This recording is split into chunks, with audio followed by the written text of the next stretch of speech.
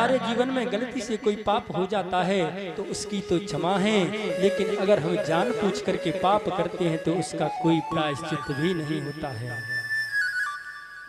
जब हमको पता है कि जीव हत्या करना पाप है, जब हमको पता है कि मदिरा का पाप करना पाप है, हमको पता है पर स्त्री का गमन करना पाप है, हमको पता है जुआ खेलना पाप है, फिर भी हम करते हैं।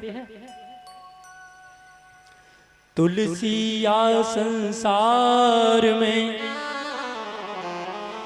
सब ही भये मतिमंद, और देखत हूँ देखे नहीं भयो मोतिया विंद। सुखदेव भगवान कहते हैं, हे परीक्षित जी महाराज, इस संसार में सबको पता है पाप क्या है, पुण्य क्या है, लेकिन हर कोई जीव फिर भी उसी कार्य को कर रहा है। सबको पता है कि मुझे इस दुनिया को छोड़ करके जाना है, सबको पता है कि यह शरीर मेरा रहने वाला नहीं है, और परमात्मा जब हमको यह शरीर देता है, जब हम गर्भ में होते हैं तो परमात्मा से हम विनय करते हैं, हम निवेदन करते हैं, हे परमात्मा इस नरक से मुझे बाहर निकालो ना। तब परमात्मा कहते हैं कि मैं तुझे जगत में भेजता हूँ अपने रूप की प्राप्ति के लिए, अपने दर्शन की प्राप्ति के लिए, लेकिन तुम संसार में जाते ही और इस संसार के होकर के रह जाते हो। संसार में जाते ही मेरा बेटा, मेरी बेटी, मेरी पत्नी, मेरा परिवार, मेरा व्यापार, इसे समय होकर के रह जाते हो और मुझको जाकर के भूल जाते हो। तब सुखदेव जी महाराज कहते हैं कि भगवान, क्या कोई ऐसा हुआ है कि जिसने जीवन भर पाप किया हो और अंत में परमात्मा का नाम लेकर के उसका उद्धार हो गया हो? तब यहाँ पर सुखदेव जी महाराज राजा परीक्षित को एक कथा सुनाते हैं। कान्य कुब्जे ध्वज कश्चिद दासी पतिर्जामिलः नाम्ना नष्ट सदाचारो दास्या संसर्गदूषितः।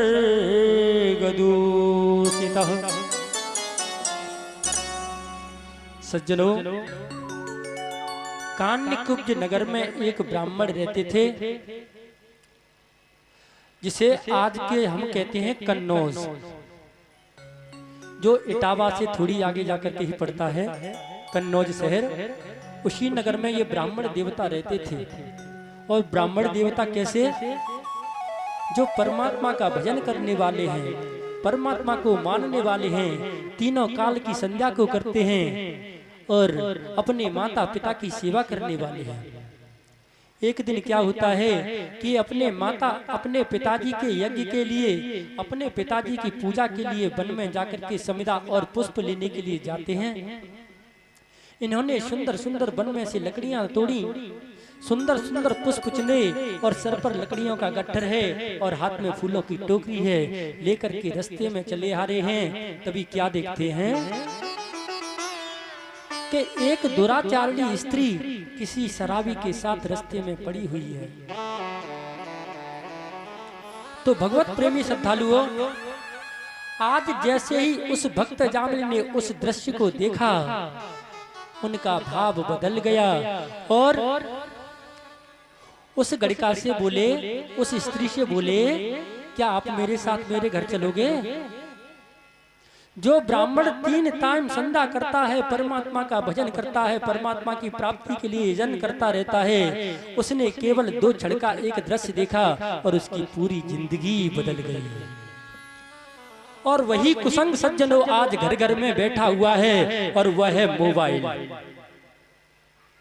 हम नहीं जानते कि हमारे बच्चे उसमें क्या क्या देखते हैं। केवल 2 क्षण के उस दृश्य ने जो भक्त जामिल था उसकी पूरी जिंदगी बदल दी और हमारे बच्चे तो दिन भर उसी में लगे रहते हैं। तो प्रभु प्रेमी सज्जनों, मेरा कहने का भाव यह है कि परमात्मा ने हमें जो चीज उपलब्ध कराई है उसका सदुपयोग भी होता है और दुरुपयोग भी होता है। लेकिन आजकल हम लोग हर वस्तु का दुरुपयोग ज्यादा करते हैं।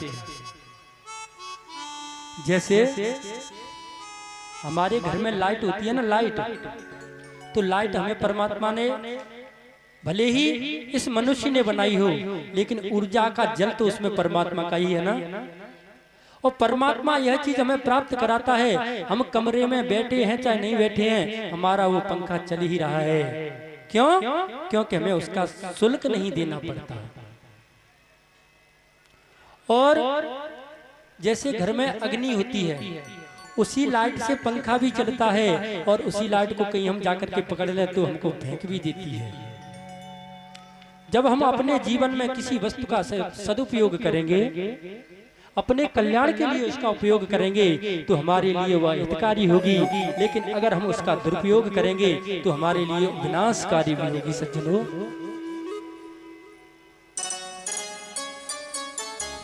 आज वह अजामिल उस गड़िका को लेकर के अपने घर पर आता है और जैसे ही गड़िका घर पर आती है तो क्या देखती है, उसके घर में एक स्त्री और है। और वह गड़िका, वह वेश्या अजामिल से कहती है, कौन है?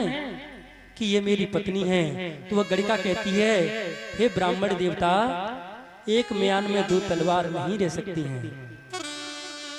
या तो जो म्यान है वह फट जाएगी या तलवार टूट जाएगी। तो या तो अगर मुझे रखना है तो इसको घर से निकालो, और नहीं तो मैं चला जाऊंगी यहाँ से। और जैसे ही अजामिल ने यह सब सुना, मेरे बाके